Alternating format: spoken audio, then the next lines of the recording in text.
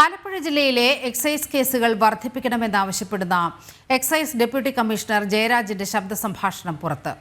കേസുകളുടെ എണ്ണം കുറയുന്നത് ഉദ്യോഗസ്ഥരുടെ കഴിവുകേട് മൂലമാണ് എന്നാണ് കമ്മീഷണർ പറയുന്നത്. കേസുകൾ വർദ്ധിപ്പിക്കണമെന്നാണ് ഡെപ്യൂട്ടി കമ്മീഷണറുടെ ആവശ്യം. ശബ്ദ സംഭാഷണം ജനം ടിവിക്ക് ജനം ബ്രേക്കിംഗ്. കേസുകളുടെ എണ്ണം കൂട്ടണമെന്നാവശ്യപ്പെട്ട് ഉദ്യോഗസ്ഥർക്കുമേൽ സമ്മർദ്ദം ചെലുത്തുന്ന ആലപ്പുഴ എക്സൈസ് കമ്മീഷണറുടെ ശബ്ദ സന്ദേശമാണിത്. കഴിഞ്ഞ കുറെ ദിവസമായിട്ട് വളരെ മോശമാണ്, വളരെ മോശം. എന്താന്ന് എനിക്കറിയില്ല.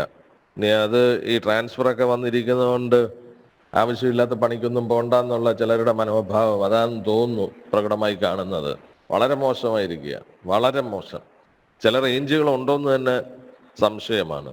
മറ്റു ജില്ലകളിലൊക്കെ ഈ സിന്തറ്റിക് ഡ്രഗ്സിന്റെ കാര്യത്തിൽ ഒക്കെ മറ്റു ജില്ലകളിലൊക്കെ നല്ല സീഷേഴ്സ് ഉണ്ട്.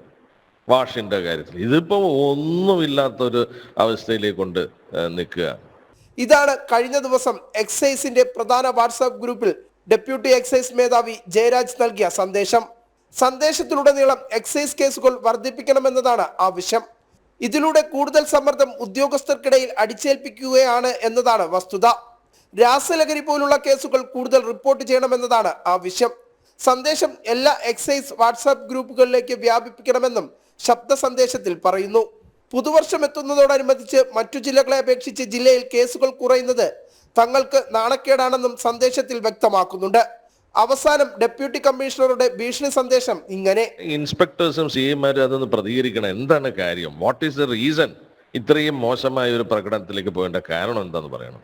ഇല്ലെങ്കിൽ തയ്യാറായി നിന്ന് നല്ല ഒന്നാന്തരം മെമ്മോ വരുന്നുണ്ട്, അത് റിപ്പോർട്ട് ചെയ്യേണ്ടിയും വരും. വർക്ക് ചെയ്യാൻ വയ്യെങ്കിൽ അത് പറയുക. വിവിനിഷ്, ജനം, തിരുവനന്തപുരം.